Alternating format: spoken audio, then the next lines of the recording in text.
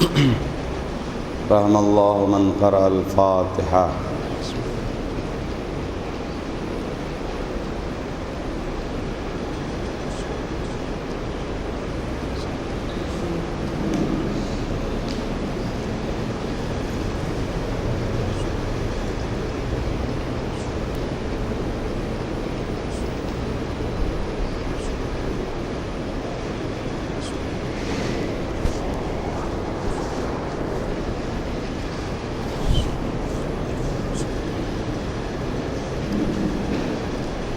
لا حول ولا قوة إلا بالله العلي العظيم. أعوذ بالله من الشيطان اللعين الرجيم. بسم الله الرحمن الرحيم.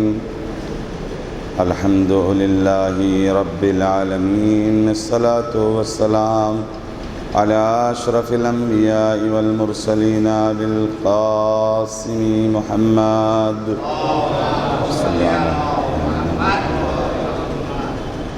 الذي كان عليا في درجاته وفاطما في تطهيراته وحسنا في صفاته وحسينا في تجلياته وزين العابدين في عباداته وباقرا في علم الأولين والآخرين بمعلوماته وصادقا في أقوال وكاظما على جميع الأحوال ومتمكنا في مقام الرضا جوادا كفه عند العطاء وهاديا إلى سبيل النجاة وعسكريا مع الغزاة ومهديا إلى طرف الحق. صل على محمد وآل محمد وآله الطيبين الطاهرين المعصومين المظلومين ولعنة الله على أعدائهم أجمعين. رب اشرح لي صدري ويسر لي أمري واحلل عقدة من لساني يفقهوا قولي. أما بعد فقد قال الله تبارك وتعالى في قرآنه الكريم وهو أصدق الصادقين وقوله الحق. بسم الله الرحمن الرحيم. ولا تقتلوا النفس التي حرم الله إلا بالحق ومن قتل مظلوما فقد جعلنا لوليه سلطانا فلا يسرف في القتل إنه كان منصورا. صلوات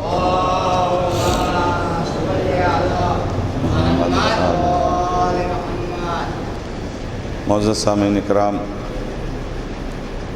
جس آیت کریمہ کی تلاوت کا شرف حاصل کیا ہے، قرآن مجید سورہ اسراء کی 33ویں آیت، جس میں خداوند عالم اپنے بندوں کو خطاب کرتے ہوئے یہ ارشاد فرما رہا ہے کہ جس نفس کو خداوند عالم نے محترم بنا دیا ہے اسے قتل نہ کرو سوائے یہ کہ حق پر، اور جو مظلوم قتل ہوئے ہیں اللہ نے ان کے ولیوں کو اس کے قصاص کا حق عطا کیا ہے۔ البتہ اس بات کا خیال رہے کہ اس قصاص میں اسراف نہ ہونے پائے، اور یہ ان ذوات میں سے ہیں کہ جن کی خداوند عالم کی طرف سے مدد ہوگی ہی۔ اس آیت کے ذیل میں عنوان گفتگو جو تھا وہ یہ کہ کربلا مقدمہ ہے ظہور کے لیے، اور اس میں ہماری عملی زندگی کیا ہے، عملی کردار ہمارا کیا ہے۔ آپ نے کافی باتیں سماعت کی اور مزید بچی ہوئی گفتگو میں انشاءاللہ سماعت فرمائیں گے کہ کربلا کیا ہے۔ کربلا کیسے ہمیں درس دیتی ہے، کربلا نے کیا پیغام دیا ہے، کربلا کس طرح سے ظہور کے لیے مقدمہ ہے۔ کل ہماری گفتگو یہاں پہنچی تھی کہ امام مظلوم بھی کشتی نجات ہیں اور حضرت حجت بھی کشتی نجات ہیں، یعنی حسینی کارواں بھی نجات کی کشتی ہے اور مہدوی کارواں بھی نجات کی کشتی ہے۔ تو یہ کشتی ہماری کہاں چلے گی؟ اس کشتی میں ہم کب سوار ہوں گے؟ اس کشتی کو ہم نے سمجھا کیا ہے؟ یہ کشتی دنیا کی گمراہیوں سے دور کرنے کے لیے ہے یا آخرت کی؟ یہ کشتی دنیا کے طوفانوں سے نجات دینے کے لیے ہے یا کہیں اور کی؟ تو یہاں تک یہ بات پہنچی تھی کہ چونکہ جناب نوح نے دنیا میں کشتی بنائی اور طوفان بھی دنیا میں آیا، لہذا پیغمبر کی اس حدیث کے مطابق کہ جہاں آپ نے کہا کہ میرے اہل بیت سفینہ نوح کی طرح ہیں، تو نوح کا سفینہ جب دنیا میں اپنے امتیوں کو اور اپنے ماننے والوں کو نجات دے رہا ہے، تو حسین ابن علی کا سفینہ بھی اسی دنیا میں اپنے جاننے اور اپنے ماننے والوں کو نجات دے گا، اپنے چاہنے والوں کو اسی دنیا میں۔ آخرت کی منزل تو بات کی ہے، وہاں طوفان نہیں آنے والا ہے، وہاں انہی کردار کے آدھار پر حساب و کتاب ہوگا، وہاں دوبارہ کچھ کرنے کی ضرورت نہیں ہے، جو یہاں کر لیں گے اسی پر حساب کتاب ہو جائے گا۔ لہذا دنیا میں طوفان دنیا میں آتا ہے، گمراہی دنیا میں ہے، لغزشیں دنیا میں ہیں، اعمال کا دار و مدار دنیا ہے، سب کچھ یہاں ہے تو نجات وہاں۔ وہ تو ٹھیک ہے کہ نجات امام حسین کے ذریعے ملے گی، جنت انہی کے ذریعے ملے گی، لیکن کشتی نجات میں سوار ہونا یہی ہے۔ اور بہت سارے افراد ایسے ہیں کشتی کی تعریف کرتے رہیں گے لیکن سوار نہیں۔ بھیا کب ہو جاؤ گے؟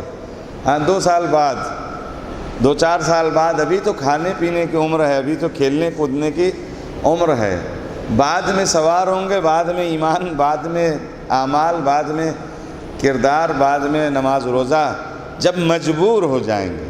ابھی اختیار ہے تو نہیں آ رہے ہیں۔ جنت میں یہ کشتی نجات وہاں تک پہنچائے گی۔ پتہ ہے حسین مظلوم کے سلسلے میں یا کربلا کے لیے ایک ذرہ بھی جس نے کچھ کیا ہے اس کو جنت میں کچھ نہ کچھ ملنا ہے، ورنہ پیغمبر نے یہ فرمایا کہ من بکا ابکا او تباک فلہ الجنہ، یا دوسری جگہ پر جو ایک بار، جو 30 بار، جو 70 بار، جو 100 بار، 200 بار، اتنی ساری مرتبہ جو رو دے اس کے لیے جنت۔ اتنا زیادہ ہم لوگ اعمال کر رہے ہیں، کس لیے؟ اسی جنت کے لیے۔ اور اتنا آسان کام یہ، آنسو بہا دو تو جنت مل جائے، لگ رہا ہے نا آسان؟ یعنی جنت کے لیے شرط کیا ہے؟ آنسو، وہ بھی ایک ہی بار میں بھی ہو سکتا ہے، نہیں بہ پا رہا ہے، آنسو قطرے نہیں آ رہے ہیں، تو پھر کیا کریے؟ آپ شکل بنا لیجئے رونے جیسوں۔ کتنا آسان کام ہے، عجیب ہے بھئی۔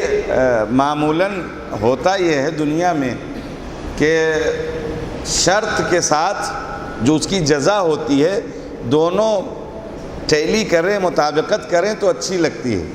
میں کہوں گا آپ یو پی آئیے ہمارے گھر تو ہم چائے پلائیں گے، تو آپ کہیں گے مولانا کے دیکھ لو، یو پی ان کے گھر جائیں اور یہ 1 کپ چائے پلائیں گے۔ شرط جانا یہاں سے ہے یو پی، اور پینا جزا میں کیا ہے؟ کپ چائے۔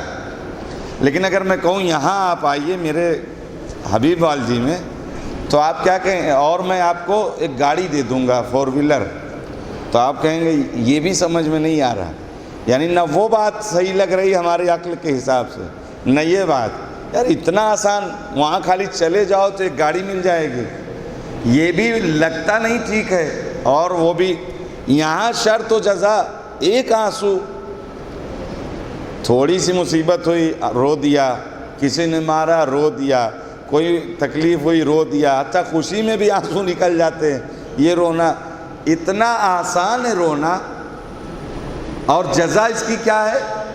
جنت۔ تو اب یہاں میرے خیال سے جہاں تک میں لانا چاہ رہا تھا آپ پہنچ گئے، آسان تو ہے لیکن ہر کسی کو یہ توفیق نہیں ہے کہ عزائے حسین کے لیے وہ روئے، عزائے حسین کے لیے آنسو نکلے، حسین کے غم کے لیے اس کے چشم گنہگار سے آنسو آئیں۔ اس لیے یہ آسان، یعنی لگتا ہے آسان ہے، اور اس آسان کو بھی لوگ مشکل، اور دیکھ لیں آپ دنیا میں رونے کے بجائے ہنستے ہیں، غم منانے کے بجائے خوشی مناتے ہیں، اور نہ یہ کہ بھائی نہیں آپ غم منا سکتے خاموش رہو، لیکن خاموش بھی نہیں، یہ یہی ہے کہ آسان کام تو ہے لیکن سب کے بس کا نہیں ہے۔ جو اس فرش پر، جو اس عذاب میں، جو اس غم میں، جو اس مصیبت میں روئے، وہ اپنے آپ کو خوش نصیب سمجھے کہ خدا کے ہاں یا ایسے گھر میں ماں باپ نے ایسی تربیت کی، ایسے گھر میں ہم پہنچے کہ جہاں یہ غم ہمیں ملا اور یہ ہمارے دلوں تک پہنچ گیا ہے، لہذا جنت تو کچھ نہیں ہے۔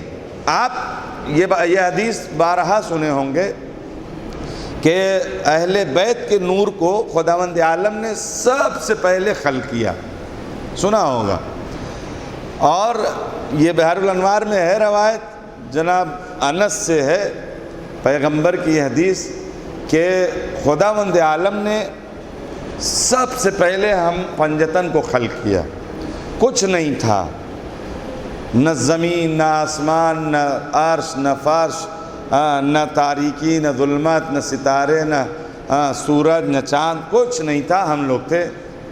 پھر آگے فرمایا چچا جب خداوند عالم نے کائنات کو خلق کرنا کا ارادہ کیا تو اس نے ایک لفظ بولا، توجہ کیجئے گا، یہ حسین علیہ السلام کی یہ کربلا اور عاشورہ کو جو مناتے ہیں اور اس کا غم، اس کی یاد، اس کے درس، اس کا پیغام، اس کتاب کے اوراق کو پڑھنا، یہ سب کیسے جنت میں، اور ایک لمحے، ایک ایک کام، ایک ایک سوچ، ایک ایک فکرہ، ایک ایک جملہ، ایک ایک، اسی لیے آپ کربلا آج وہ ایام چل رہے ہیں نا، کوئی بیٹھا ہے، کوئی پیر دبا رہا ہے، کوئی کچھ کہہ رہا ہے، کوئی دلاسے، کوئی تسلی، ہر موڑ پر، ہر پلیٹ فارم، ہر زاویے سے جنت میں کچھ نہ کچھ آپ کو ہے۔ یہ حسین علیہ السلام کیوں ہے؟ کہا جب خداوند عالم نے جنت کو خلق کرنے کا ارادہ کیا، جہان کو، دنیا کو، تو اس نے ایک لفظ بولا، اس لفظ سے روح پیدا ہوئی، اور پھر ایک لفظ بولا تو اس لفظ سے نور پیدا ہوا، روح اور نور کو پھر خداوند عالم نے ملایا۔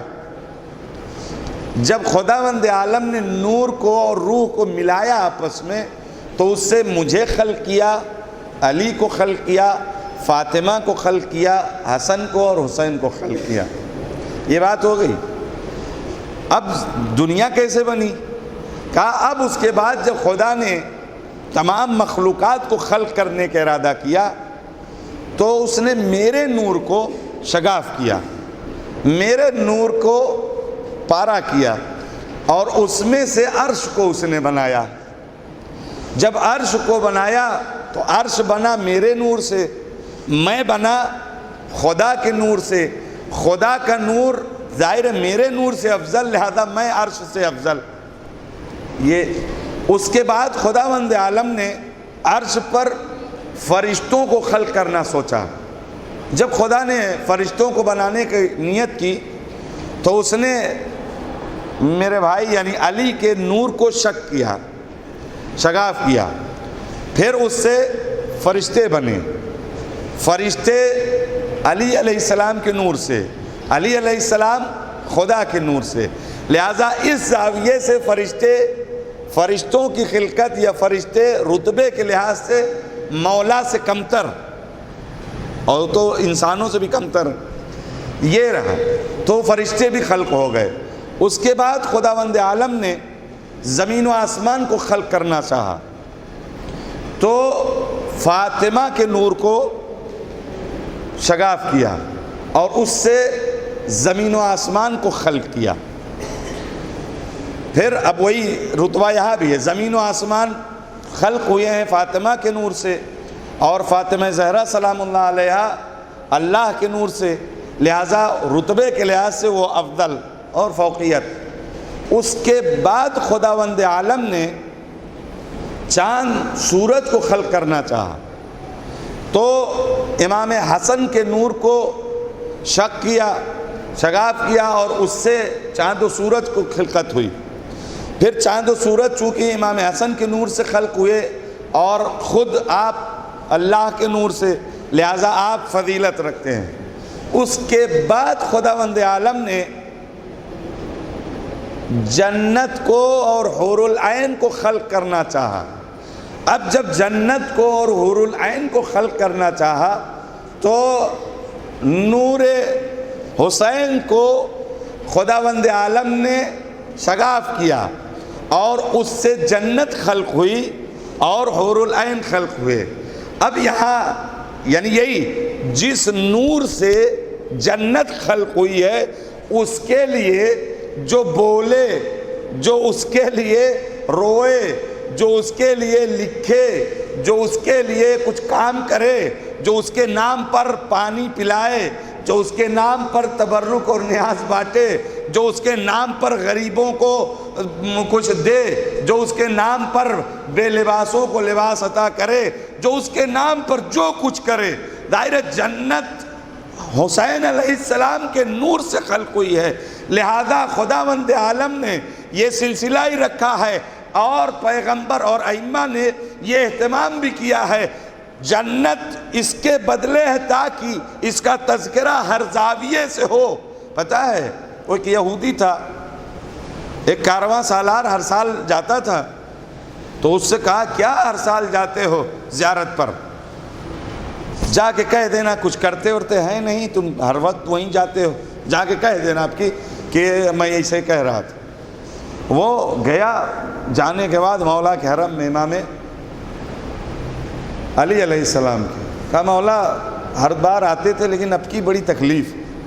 اس نے بے عزتی کر دی اور دل بہت پریشان ہے. کیا ہوا؟ دری پکڑ کے گڑ گڑایا اور کہا مولا مجھے جواب چاہیے. اس نے چیلنج کر دیا کہ جواب بھی لے کر آنا. ٹھیک ہے یہ کہا اور کہنے کے بعد گیا، سو گیا. رات میں مولا خواب میں آئے. ٹھیک بات اس کی ٹھیک ہے لیکن اس کا ایک احسان میرے اوپر ہے، ورنہ بدلہ تو میں دے دیتا، اسے انتقام تو لے لیتا اور اسے پتہ چل جاتا کہ کس کے لیے اس نے یہ الفاظ ادا کیے. اس کا ایک احسان ہے. کیا احسان ہے؟ کہا ایک بار وہ شکار پر گیا تھا اور نہر میں پانی بہہ رہا تھا اور اس پر آفتاب پڑ رہا تھا. شام کا وقت تھا، وہ پانی بڑا اچھا لگ رہا تھا. اس نے ایک آہ بھری اور کہا یہی وہ پانی ہے جو نواسۂ رسول کو نہیں ملا تھا. کیا ہے؟ ایک آہ، ایک لمحے کے لیے اس نے فکر کیا کہ یہی وہ پانی تھا جو نہیں ملا تھا. کہا وہی اس کا میرے اوپر احسان ہے کہ اس نے میرے بیٹے مظلوم حسین کے لیے ایک محسوس اور احساس کیا، ایک آہ بھری تھی. جا کے اس سے کہہ دینا وہ اس کا احسان نہ ہوتا تو میں ضرور اسے اس کا جواب دیتا اور اس سے بدلہ لیتا. یہ آیا اور اس نے آ کے کہا.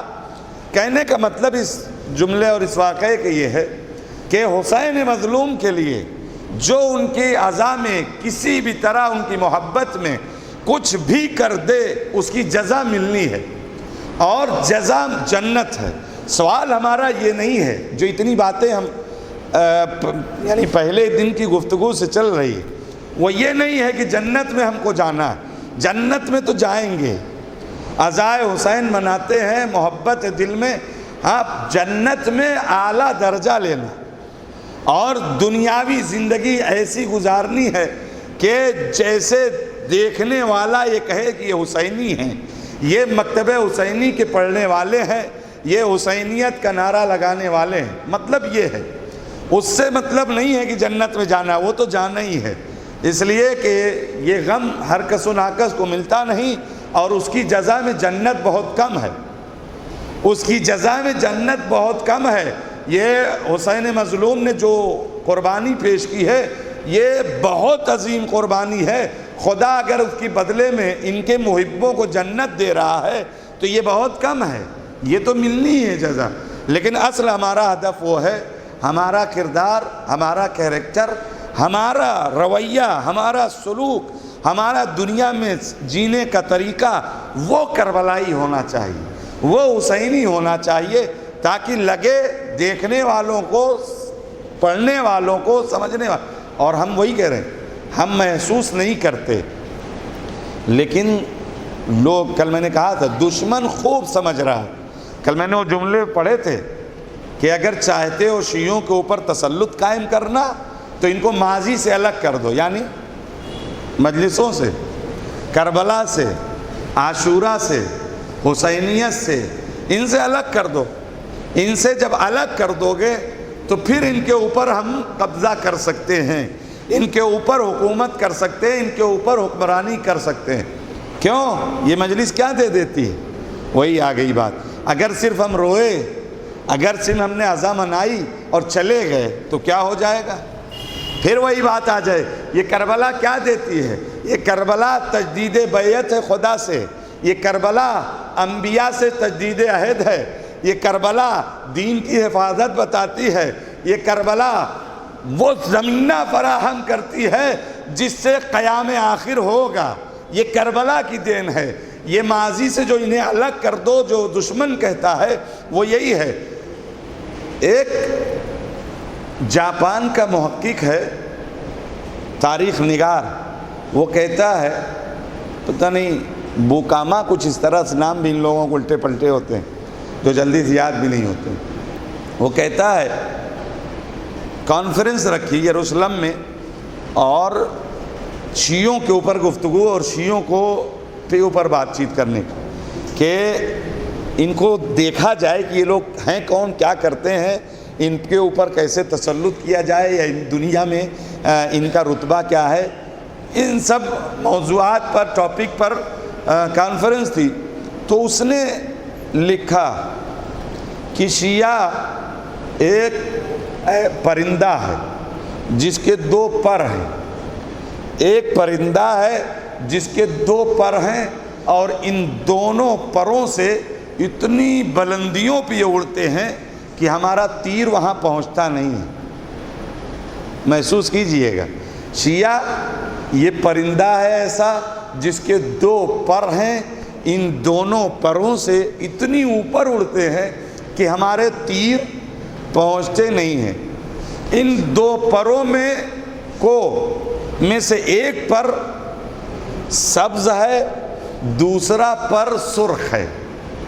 میں نے پہلی مجلس میں یا دوسری تیسری مجلس میں بیان کیا تھا کہ کربلا کی جنگ ابھی رکی نہیں ہے، یہ چل رہی ہے۔ ایک مثال دیا تھا، عرب کا دستور یہ ہوتا ہے کہ جب تک جنگ جاری ہے پرچم سرخ لے کے رہتے ہیں۔ کربلا میں سرخ پرچم روضہ امام حسین پر آج بھی لگا ہے، جو اس بات کی نشانی ہے کہ ہماری جنگ ابھی رکی نہیں، ابھی جاری ہے۔ اور تاریخ میں حضرت کا پرچم جو ہوگا وہ سبز ہوگا۔ اس نے کیا، یہ پتہ نہیں، میں یہی کہہ رہا ہوں، اپنی بات کروں، آپ لوگوں کی خدمت میں جسارت نہیں کر سکتا، لیکن آدھے 50% لوگوں کو یہ قوت اپنی نہیں پتہ ہوگی. 50% کم سے کم لوگوں کو اپنی ان دو طاقتوں کا اندازہ نہیں ہوگا کہ یہ جو کہہ رہا ہے انگریز، یہ جو کہہ رہا ہے رائٹر، یہ جو کہہ رہا ہے تاریخ نگار، یہ کیا کہہ رہا ہے. کہہ رہا ہے ان کے پاس 2 پر ہیں، یہ پرندے ایسے ہیں 2 پر رکھتے ہیں اور اتنی اوپر پرواز کرتے ہیں کہ وہاں تک ہمارا تیر پہنچتا نہیں ہے. یہ تیر کون سا پتہ ہے؟ کبھی اقتصاد کا، کبھی سیاست کا، کبھی حکومت کا، کبھی لالچ کا. جتنے تیر مارو یہ تیر وہاں پہنچتا نہیں. یہ کون سا ہے؟ ایک سرخ پر ہے اور ایک سبز ہے، ایک کربلا ہے اور ایک ظہور ہے. یہ 2 پر ایسے ان کے پاس ہیں جن کی طاقتوں سے یہ اتنے اوپر اڑتے ہیں کہ وہاں تک ہمارے تیر پہنچتے نہیں ہیں. بات سمجھ میں آئی نہیں آئی؟ یہ کربلا ہمیں سکھا رہی ہے، یہ کربلا ہمیں بتا رہی ہے. جو ہم محسوس کریں نہ کریں دشمن محسوس کر رہا ہے. اسی وجہ سے اس نے ہر طرح سے ہم پر حملے کیے، ہر حملوں میں وہ ناکام ہوا. تو اب آیا ہے عزاداری کو لے کر اس پر حملہ کر رہا ہے. لہذا جب اس میں ہم پھوڑ دیں گے تب جا کے ہمارا ہر تیر ہمارے ہدف پر ہوگا. جیسے چاہیں گے ان کے اوپر تسلط کر لیں گے. صلوات پڑھ دیں محمد و آل محمد.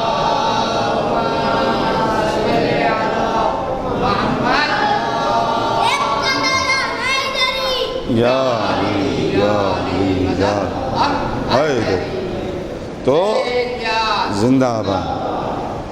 تو یہ ہم سمجھیں، یہی ہم کو سمجھنا ہے. اور یہ کربلا ہمیں آسانی سے سب یہی ملتا ہے. خدا سے عہد، انبیاء سے عہد، دین کی حفاظت. یہی اسی لیے بزرگان کہتے ہیں کہ دوسری قوموں کے پڑھے لکھے جتنا جانتے اتنا ہمارے بچے جانتے ہیں. کیوں؟ جو فرش پر آتے ہیں، جو مجلسوں میں شرکت کرتے ہیں، جو ان ذکر کو سنتے ہیں. ایک تو اس کی بھی برکت ہے، دوسرے یہ ذکر بھی ایسا ہے کہ اندھے میں نہیں رکھتا. اس لیے کہ اس کا ذکر ہے جس نے خود اندھیرا کر دیا تھا. جس کو جانا ہے جائے، اندھیرے میں مت آؤ. حتیٰ بعض روایتیں یہاں تک کہتی ہیں امام چراغ گل کر کے خیمے کے اس طرف چلے گئے کہ اگر شرما رہے ہو کہ حسین کے سامنے، امام کے سامنے کیسے جائیں، تو لو ہم ہٹ جا رہے ہیں، چلے جاؤ. یہ اندھیرے والا مذہب نہیں ہے. یہاں سب کچھ واضح ہے، سب کچھ روشن ہے. لہذا یہ کربلا، اور اسی کربلا میں وہی کہتا ہوں، محبت کسی کا کے پاس کوئی پیمانہ نہیں ہے کہ وہ محبت کو ناپ سکے. وہ محبت کو کہ کتنی ڈگری کی میری ہے، آپ کی کتنی ہے، ان کی کتنی، کوئی پیمانہ نہیں ہے کہ ہم کہہ سکیں یا ناپ سکیں. یہ کربلا جہاں اپنوں کا چہرہ دکھایا وہیں باطل. پتہ یہ کون؟ عمر سعد. کون ہے یہ؟ سمجھنے کی ضرورت ہے. کون ہے یہ؟ یہ کہتے ہیں کہ جو کوفے سے خط آئے تھے، کوفے سے خط لکھنے والا پہلا آدمی تھا، اور حسین مظلوم پر تیر چلانے والا بھی پہلے ہی، اور باقاعدہ چلایا. اور حضرت حر کیا ہے؟ انہوں نے سب سے پہلے یعنی روکا راستہ، پھر پانی بند کرنے میں سب سے پہلے، اور امام کی طرف سے نصرت میں جانے والے پہلے. سمجھنے کا پھر کون کہاں کب پہنچے گا. لہذا روایات جو کہتی ہیں کہ ہم کو عاقبت بخیر ہونے کی دعا کرنی چاہیے ہر نماز میں، ہر مجلس میں، ہر رسم میں. اس لیے کہ کون کہاں پہنچ جائے اور کس کا کیا حشر ہو جائے یہ پتہ نہیں. کیونکہ اگر ایمان ہلکا نہ، میں نے معرفت کی بات ہے، ایمان اگر ہلکا ہے تو یہی ہوگا. 2 راہ حضرت حر کے سامنے بھی ہے، 2 راہ عمر سعد کے سامنے بھی ہے. وہاں کیا ہے؟ ایک پروانہ جھوٹ موٹ کو لکھ کے دے دیا کہ یہ دیکھ رے کا ہے، اور لیکن یہ تب ملے گا کہ جب قتل حسین تو کرے. اب وہ کہا ٹائم دے دو، ٹائم دے دو. رات بھر گیا ہے، سوچا ہے، سمجھا ہے. ایک طرف جنت ہے، اور خیر اس کے ہاں تو دونوں طرف، اگر یہ قتل حسین میں شریک نہ ہوتا تو شاید جنت ادھر ہو جاتی، لیکن ادھر جہنم ہے. جنت و جہنم کے درمیان کرے کیا؟ رات بھر ٹائم لیا. گھر والوں نے، اس کی بہن وغیرہ روایت کہتی ہیں کہ سمجھایا ہے حسین ابن علی کے قتل کو، یہ اولاد رسول ہیں، ان کے قتل میں اپنا ہاتھ مت ڈال. ارے سوچتا رہا، صبح آیا. یہ تو ادھار سودا ہے کہ ان کو اگر قتل کروں گا تو جہنم میں جاؤں گا، خدا سزا دے گا، عذاب آئے گا. یہ تو ادھار ہے. اور رائے کی حکومت یہ نقد ہے. دو راہوں کے درمیان تھا، ایک طرف جنت ایک طرف جہنم.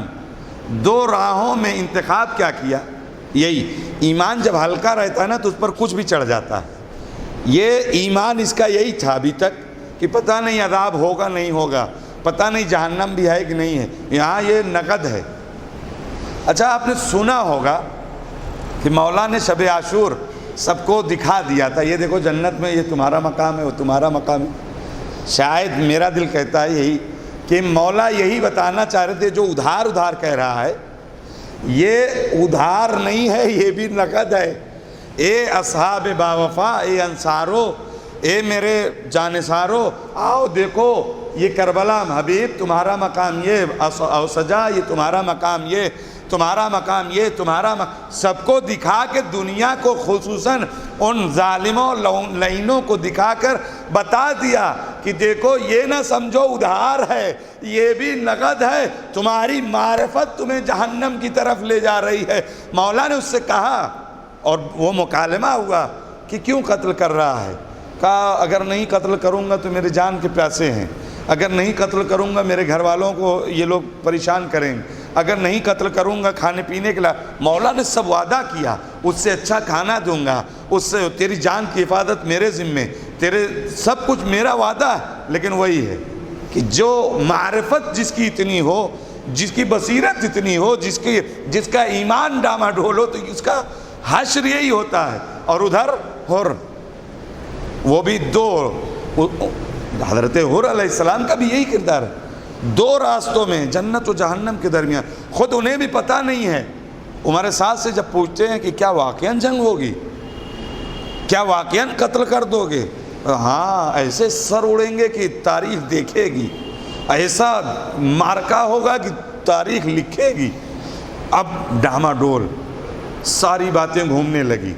سارا یہی ہے، ایمان معرفت تھی، اور اسی معرفت کا نتیجہ تھا کہ وہی بے ادبی جو ہے لجام فرض پہ ہاتھ. ورنہ سارا پورا کیریکٹر آپ پڑھیے. جو لوگ یہ کہہ رہے ہیں کہ ایک دن میں حر بدل گئے، غلط ہے. ایک دن میں نہیں بدلے، ایک رات میں. حضرت حر جب چلے ہیں وہاں سے لے کے پورا ساتھ ساتھ امام کا خطبہ سنا. امام سے کہا آپ کے رہتے ہوئے ہم لوگ اپنی نماز الگ کیوں پڑھیں گے؟ آپ پڑھائیے، ہم پڑھیں گے. یہ کیریکٹر پیش کیا ہے. اس کے بعد جب امام نے کہا کہ آؤ مقابلہ کرو، کہا میں اس لیے مامور نہیں ہوا ہوں، میں خالی راستہ روکنے کے لیے ہوں. یعنی اصول. اور وہ بھی جب دیکھا، یہ بھی ایک سیرت ہے حضرت حر کے ذریعے سے جو ہم کو میسیج مل رہا ہے. کہیں بھی اگر آپ کام کریں، چونکہ معمور تھا حکومت بنو امیہ کی طرف سے کہ آپ کو راستہ روکنا ہے، اور راستہ روکنے کے لیے معمور. لیکن ایک مرحلے تک ان کے کام کو کیا ہے. لیکن جب دیکھا کہ ارے اولاد پیغمبر قتل ہو جائے گا، اولاد پیغمبر کو یہ لوگ قتل کر دیں گے، تو اس نوکری کو ٹھوکر مارا. نوکری چھوڑائی نہیں گئی، چھوڑا ہے دین کے لیے، امام کے لیے، نصرت امام کے لیے، نصرت دین کے لیے. یہ بہت بڑی بات ہے. یہ میسج ہے کہ جہاں تک ہمارا دین محفوظ ہے وہاں تک تو ہم ظالم کی حکمرانی کریں گے، لیکن جہاں اپنے دین پر حرف آئے، امام پر حرف آئے، توحید پر حرف آئے، پھر ایسی نوکریوں کو چھوڑ دیا جاتا ہے. یہ حضرت عمر نے سکھایا ہے.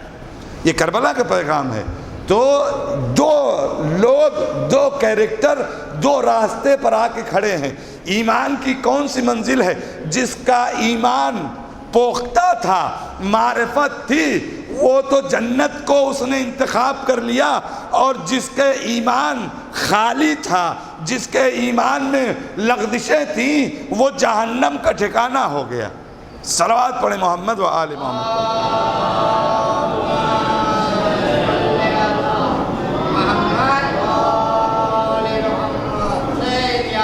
زندہ آباد یا علی۔ تو یہ کیریکٹر یا علی یا علی حیدری سلامت رہا بیٹا، تو یہ کیریکٹر کربلا میں ہے۔ اس کو ہمیں پڑھنا ہے، سمجھنا ہے، اور سمجھ کر اس پر چلنا ہے۔ بہت اہم کردار ہوتا ہے چلنا، عمل والا۔ یقیناً ہمارا بیس، میں نے کہا جنت تو ہم کو مل چکی، وہ نہیں لینا ہے، اور لیکن اس میں بلند درجات لینا ہے۔ اس کے ساتھ ساتھ ہم کو ایسا کیریکٹر پیش کرنا ہے کہ جس کے لیے دنیا دیکھے تو سمجھے کہ یہ حسینی ہے۔ الحمدللہ کافی حد تک ہے، بس وہی ہے کچھ باتیں جو آ جاتی ہیں جن کو آدمی سمجھتا نہیں ہے۔ محبت یقیناً عشق بہت آگے کی چیز ہے، لیکن عمل اگر نہیں ہے، عمل کے ذریعے ہی، ورنہ اچھا عجیب ہے، ہمارا عقیدہ ٹھیک ہے، تو جس کا عقیدہ ٹھیک ہے اس کا عمل کیسے غلط؟ یہ لوگ اس میں کافی حد تک فاصلہ سمجھتے ہیں۔ اگر ایسا نہیں ہے، اگر عقیدہ ٹھیک ہے، پتہ ہے کہ نماز واجب ہے، پتہ ہے کہ پڑوسی کو ستانا حرام ہے، پتہ ہے کہ اطاعت امام کیا ہے، جب کل پتہ ہے تو اس کو کیریکٹر سے ثابت ہونا چاہیے نا۔ کہیں نہ کہیں مشکل ہے، اگر نمازیں چھوڑ رہے ہیں، اگر دینی فرائض کو ہم چھوڑ رہے ہیں، تو اس کا مطلب یہ ہے کہ عقیدے میں مشکل ہے۔ جس کا عقیدہ مکمل ہے اس کے عمل میں بھی کوئی کوتاہی نہیں ہو سکتی، اس کا عمل بھی بالکل عقیدے کے مطابق ہوگا، اور اس کے اوپر بھی جزا ہے۔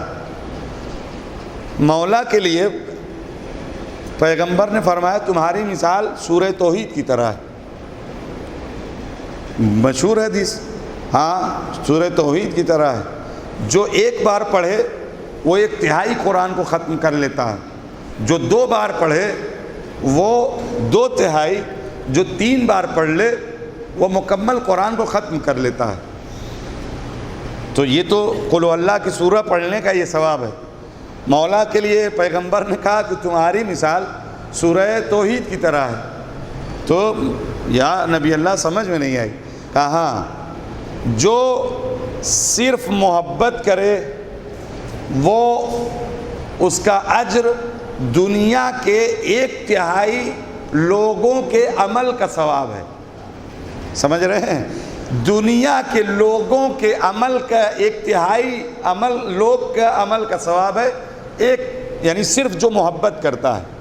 لیکن جو محبت کرنے کے ساتھ ساتھ زبان سے اظہار بھی کرتا ہے، وہ دنیا کے لوگوں کے عمل کے 2/3 لوگوں کے عمل کے برابر اجر اس کا ہے۔ اور جو محبت دل میں رکھتا ہے اس کے ساتھ ساتھ عمل بھی، یعنی زبان سے بھی ظاہر کرتا ہے اور عمل بھی کرتا ہے، تو پوری دنیا میں جتنی مخلوق ہیں جو عمل کرتے ان سارے عمل کے برابر اجر اس کے لیے ہے۔ تو عمل کو ہلکا نہ سمجھیے، عمل ہی بتاتا ہے کہ ہم کس کے ماننے والے ہیں، عمل ہی بتاتا ہے کربلا سے ہم نے کیا سیکھا ہے، عمل ہی بتاتا ہے کہ کربلا نے ہمیں کیا سکھایا ہے۔ عمل ہمارے وہی ہے، یہ 2 پارٹ ہیں، ایک عقیدہ ہے اور ایک عمل ہے۔ عقیدے کو آپ کا کیا عقیدہ میں تو جانتا ہی نہیں، میرا کیا عقیدہ آپ بھی نہیں جانتے، یہ تو خدا جانتا ہے، اہل بیت جانتے ہیں، دوسرا کوئی جانتا ہی نہیں۔ جانوں گا کیسے؟ ارے یار وہ اچھا آدمی ہے، مجلسوں میں آتا ہے، وہ اچھا آدمی ہے، مجلس پڑھتا ہے، اس کا عقیدہ بہتر ہے، فضائل بہت بڑھتا ہے، اس کا عقیدہ بہت اچھا ہے، وہ اپنے قوم کو بلندیوں تک لے جانا چاہتا ہے، اس کا عقیدہ، یہ کہاں سے پتہ چل رہا ہے؟ یہ عمل سے۔ تو عمل کے ذریعے ہی ادر قوم کو پتہ چلے گا یہ حسین حسین کرنے والے کس مکتب فکر کے ماننے والے ہیں؟ لہٰذا جو عقیدہ ہے اسی کے مطابق عمل نہ ہوا تو سمجھ لیجئے عقیدے میں کچھ نہ کچھ گڑبڑ ہے، لیکن اگر عقیدے کے مطابق عمل ہوا تو عقیدہ بھی بہتر ہے اور ثواب بھی کئی گنا بڑھ جاتا ہے۔ صلوات پڑھ دے محمد و آل محمد پر۔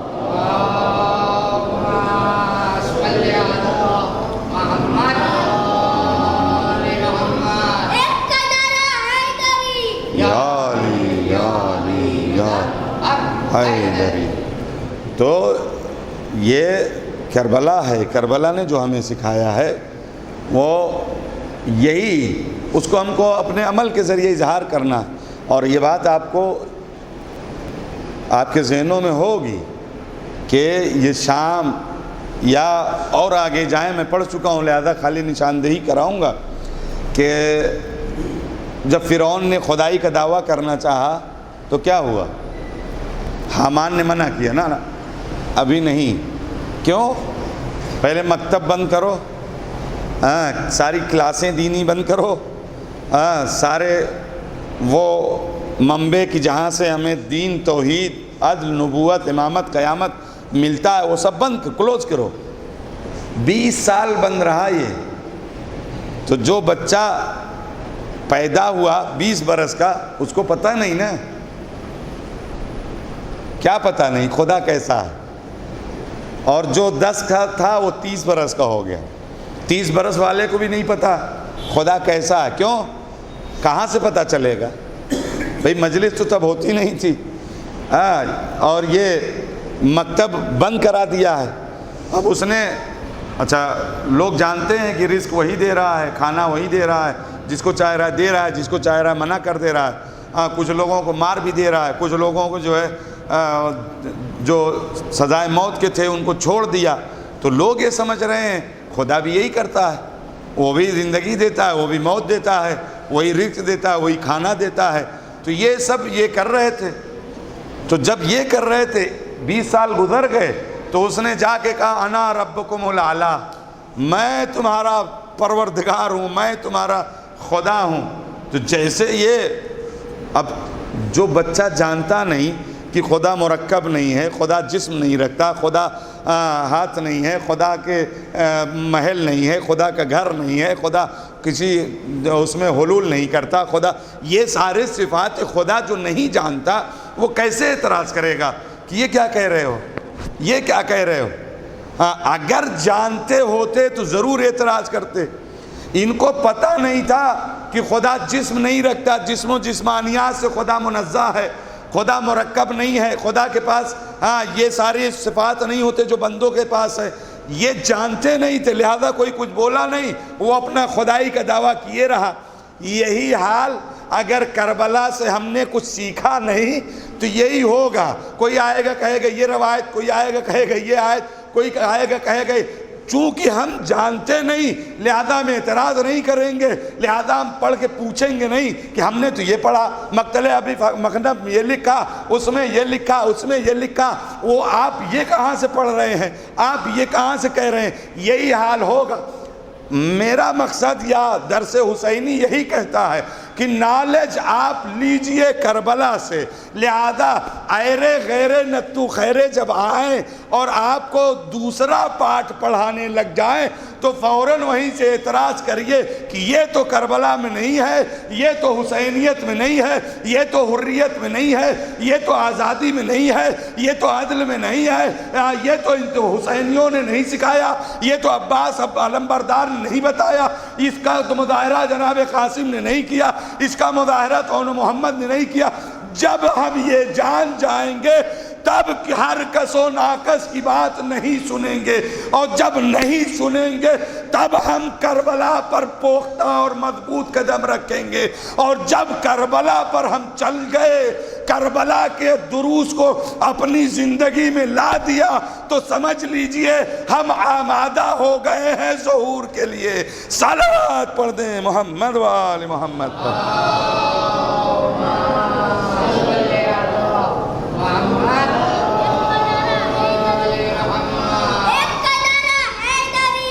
علی یا علی یا علی مدد حیدری.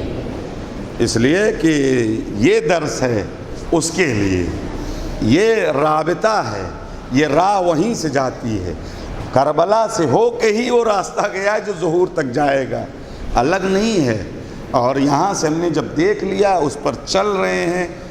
اب وہی ہے، یہ سمجھ لیں کہ ہم سوتے رہے، ایک دن اٹھے تو لگا کہ ظہور ہو گیا. یہ خواب ہے، جگ جائیے، بیدار ہو جائیے.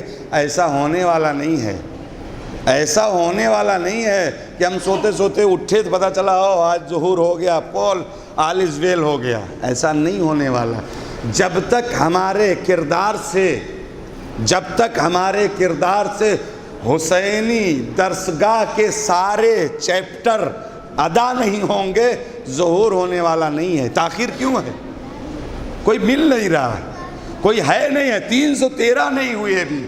پوری دنیا ہے لگی ہوئی ہے، پوری دنیا میں لوگ ہیں، 313 نہیں ہوئے. اس کا مطلب یہی ہے، ہم سوچ رہے ہیں کوئی معجزہ ہو جائے. معجزہ ہونا ہوتا تو پیغمبر کے ساتھ ہی، یعنی وہی میں نے عرض کیا تھا، کرامات کے ذریعے، معجزات کے ذریعے آپ کو مبہوت کرنا نہیں ہے، آپ کے کیریکٹر کے بیس پر دین قائم ہوگا. اور اگر ایسا ہو تو دو راستے کیوں بنے حق و باطل کے؟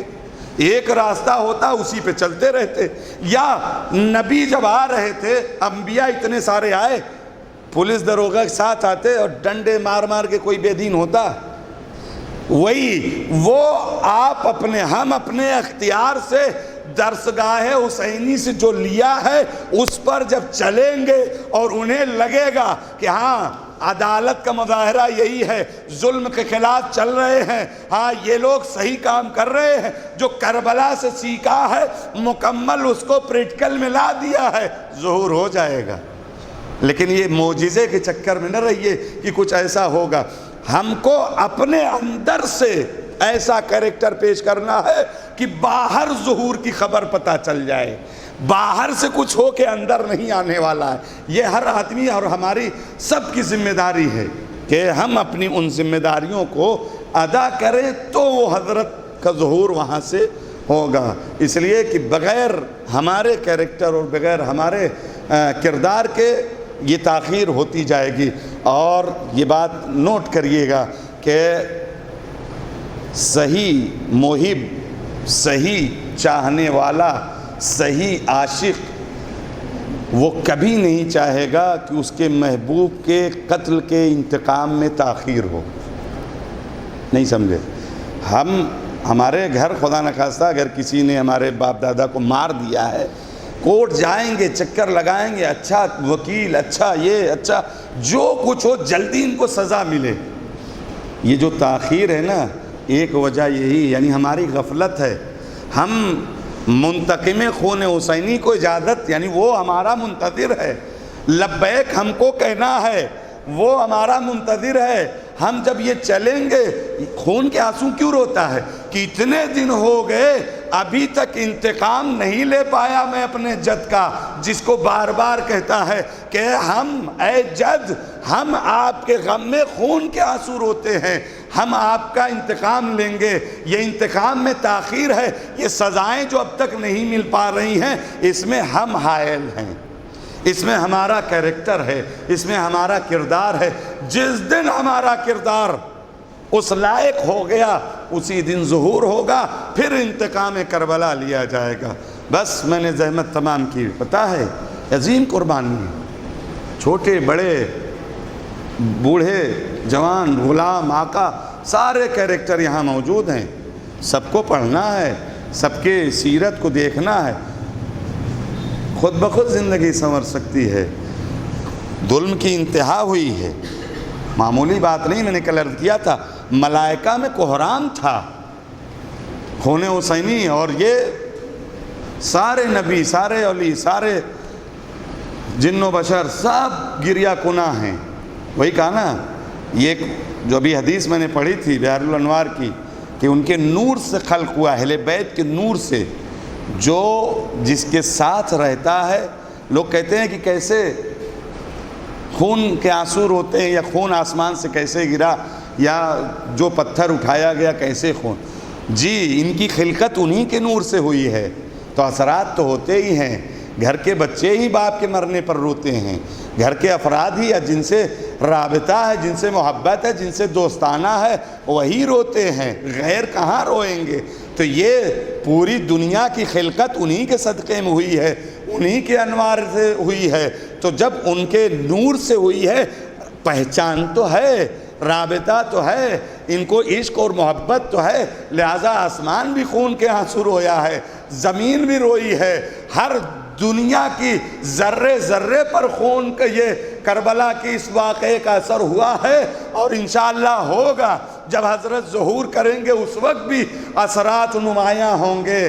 یہی ہے کیونکہ ان کے نور سے یہ خلق ہوئی ہیں، ان کے نور سے ان کی پیدائش ہے. عزیزو آج شہادت ہے کس کی؟ کس کی شہادت ہے؟ کیسے مصائب پڑھو، کس کی شہادت ہے؟ سینے پہ سونے والی، سینہ جس کو نہ ملا. ندا کس کی شہادت ہے؟ یہ جناب سکینہ، جناب سکینہ کی شہادت ہے، جو ہمیشہ بابا کا سینہ، بابا کا سینہ، اس کو پھر نصیب نہ ہوا. یہ وہی سکینہ ہے نا. مقتل میں جب بابا جا رہے ہیں، دیکھیں یہی کربلا والوں نے کتنی قربانی دی ہے. 4 برس کی بچی ہے، کسی مقتل نے لکھا نہیں ہے کہ اس بچی نے کہا ہو بابا بیعت کر لو، کم سے کم ہم سے جدائی تو نہیں ہوگی. اے بابا ہم آپ کے سینہ تو آپ کا نہیں چھوٹے گا، ہم کم سے کم سکون سے سو تو لیں گے. کسی مقتل نے نہیں لکھا بابا استسلمت الموت، موت کو آپ نے گلے لگا لیا. بابا یعنی اچھا آپ جا رہے ہیں تو جائیں، مجھے سینے پر ایک بار سلا لے، مجھے سینے پر ایک بار سلا لے. مظلوم کربلا زمین پر لیٹے، سکینہ کو سلایا، سکینہ کو سینے سے لگایا. نہیں معلوم سکینہ کو کس نے سینے سے جدا کیا، کس نے جدا کیا. شاید یہ کام جناب زینب نے کیا ہو. اور کیسے جدا کیا، مقتل نے یہ بھی نہ لکھا کہ سکینہ کو بابا کے سینے سے جدا کیسے کیا گیا. لیکن ہاں ارے پھوپھی ہے، جناب زینب ہے، تسلی دی ہوگی، تشفی دی ہوگی، دلاسا دیا ہوگا، محبت سے جدا کیا ہوگا. اے بیٹا جانے دو بابا کو، اے بیٹا ہم ہیں، اے سکینہ گھبراؤ نہیں. میں کہوں گا ہاں یہی تو انداز ہونا چاہیے. ارے یتیمی کا یہی تو دلاسا دینے کا طریقہ ہے. لیکن ہاں اے بی بی ابھی حسین زندہ ہے، یہ دستور، یہ سلوک آپ کے ساتھ ہوا. لیکن ارے عصر عاشور کے بعد کوئی اس طرح دلاسا نہیں دے گا، ارے کوئی تماچے لگائے گا، ارے کوئی گوشوارے، کوئی دامن میں آنکھ. اجرکم اللہ، خدا کو کسی غم میں نہ رہے سوائے غم امام مظلوم کے. جانتے ہیں یہ بچی کو الگ اونٹ پر باندھا گیا. بچے جب فریاد کرتی تھی 4 برس کی بچی کو اونٹ کی وہ پشت ناہموار پشت ہے، جانوروں میں الگ قسم کی پشت اونٹ کی ہے. بچی کیسے سنبھلے؟ جب سید سجاد جناب زینب نے کہا میری بچی گر جائے گی تو کیا کیا ظالموں نے؟ رسی سے باندھا. بی بی ارے ہاتھوں کے ذریعے ہاتھ کو بھی باندھ دیا. ظالموں نے اس کے بعد کارواں چلا، پتہ ہے خون بہنے لگا. اس لیے ارے بے کجاوا اونٹوں کی پوچھ چلنے کی وجہ سے نازک جسم ہے. ارے رگڑ سے بچی کا سینہ زخمی ہو گیا. جب سینہ زخمی ظالموں نے روکنے کے بعد سکینہ یہ زندان شام تک گیا ہے، یہ زخم ٹھیک نہیں ہوا ہے۔ میں نے ساری باتیں ختم کی، اپنے وقت میں مجلس ختم کر دوں گا۔ عزیزو کیا ہوا پتہ ہے؟ یہ بچی رات بھر راستے بھر روتی رہی، بابا کو یاد پتہ ہے آپ کے پاس بھی بچے ہیں، صاحبان اولاد ہیں، جب کوئی کسی کا باپ مر جائے، بچے چھوٹے ہوتے ہیں تو باپ کی نشانیاں ہٹا دی جاتی ہیں، باپ کی نشانیاں ہٹا دی جاتی ہیں۔ ارے بیٹی دیکھ کر روئے گی، بیٹی یاد کر کے روئے گی، اللہ اللہ۔ ارے کربلا میں سر حسین کو جب کہا گیا ذرا اسے دور کر دو، ارے میری بچی روتی ہے، میری بچی تڑپ جاتی ہے، ظالموں نے سنا نہیں۔ ارے اس بابا کی یادگار، بابا کا سر دیکھ دیکھ اور روتی تھی، بے چین۔ حجرکم اللہ، خدا آپ کو کسی غم میں نہ رلائے سوائے غم امام مظلوم کے۔ یہ کارواں دربار سے ہوتا ہوا زندان تک پہنچا۔ بچی روز پوچھتی تھی اے بھیا گھر کب جائیں گے، اے بھیا گھر کب جائیں گے۔ آخر میں ایک دن سوئی تھی کہ اچانک اٹھ گئی، اٹھنے کے بعد فریاد، ارے ابھی تو میرا بابا یہاں تھا، ابھی تو میرا بابا تھا، اے پھوپھی اماں میرا بابا تھا، اے بابا آپ جانا نہیں، اے بابا آپ کہاں چلے گئے تھے، میرا بابا یہی تھا، اے پھوپھی اماں۔ ساری بیویاں رونے لگی، سکینہ کو بابا یاد آیا۔ ساری بیویوں میں جب کوہرام یزید کے دربار تک یہ آواز پہنچی، کیا ہوا؟ کہا حسین کی بچی بہت رو رہی ہے۔ کیا ہوا؟ کیا چاہیے اسے؟ کیا چاہیے؟ بابا کو یاد کر رہی ہے۔ کہا تشت میں رکھا سر، اوپر سے خان پوش ٹائپ کچھ کپڑا ڈال کر، کہا لے جاؤ ابھی چپ ہو جائے گی۔ سنیے گا اے اولاد والوں، دل پہ ہاتھ رکھو۔ کیا کہا؟ جب آتا دیکھا، جب سر حسین تشت میں رکھا، آتا دیکھا اوپر سے کپڑا ہے، بچی نے سمجھا کھانا آ رہا ہے، کچھ کھانے، اے مجھے بھوک نہیں ہے، مجھے میرا بابا چاہیے، مجھے میرا بابا چاہیے، مجھے کھانے کی حاجت نہیں، مجھے پینے کی حاجت نہیں، مجھے میرا بابا۔ اب جو قریب آیا، کپڑا ہٹا، سر حسین، ارے سکینہ نے رخسار پہ رخسار رکھ دیا، اب بیان کرنا شروع کیا۔ اے بابا آپ کہاں چلے گئے تھے؟ بابا آپ نہ جانا، بابا آپ کے بعد بہت تماچے مارے گئے، اے بابا جو گوشوارے آپ نے دیے تھے وہ گوشوارے چھینے گئے، بابا دامن میں آگ لگی، اے بابا آپ چھوڑ کر نہ جائیے گا، اے بابا، اے بابا۔ فریاد کرتے کرتے اچانک آواز رک گئی، آواز کا رکنا تھا۔ سید سجاد ہتھ کڑیاں بیڑیاں سنبھالے سکینہ کے قریب، انا للہ، ہائے میری بہن۔ اب آیا، اب وہ مرحلہ بھی آیا غسل و کفن والا۔ تاریخ میں کچھ ہی جنازے ایسے ہیں جن کے غسالہ نے ارے رویا ہے۔ ایک تو فاطمہ زہرا کا، ارے انہی میں سے یہ بچی بھی ہے، غسالہ بلائی گئی، کہا غسالہ نے آیا، آئی دیکھنے کے بعد ارے کرتا اتارنا چاہا، نہ اترا، اس لیے چپکا بہت تھا۔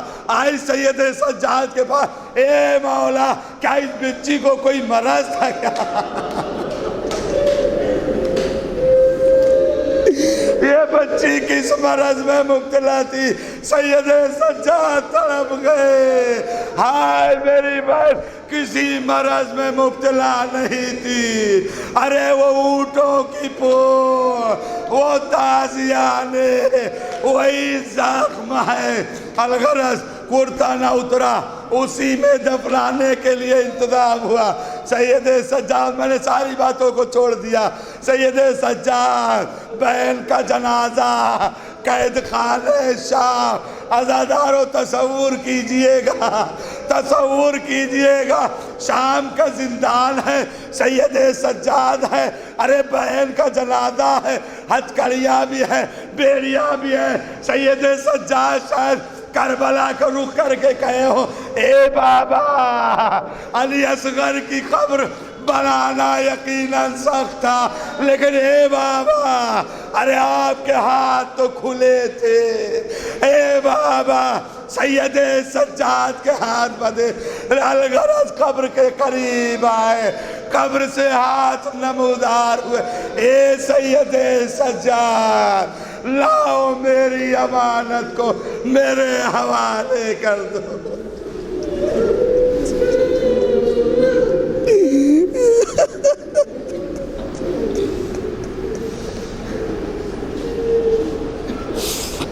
اِنَّا لِلَّهِ وَإِنَّا إِلَيْهِ رَاجِعُونَ وَرَضًا بِقَضَائِهِ وَتَسْلِيمًا لِأَمْرِهِ۔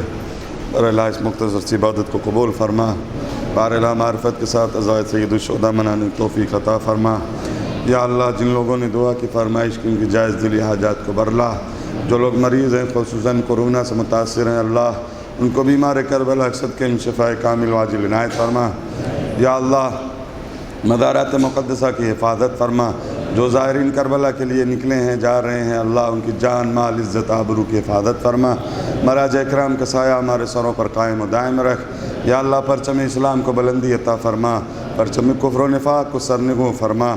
یا اللہ کشورائے اسلامی کی حفاظت فرما، ایران عراق جہاں بھی دشمن تاک لگائے ہوئے ہیں یا اللہ ان کے سارے حملوں کو خود انہی کی طرف موڑ دے۔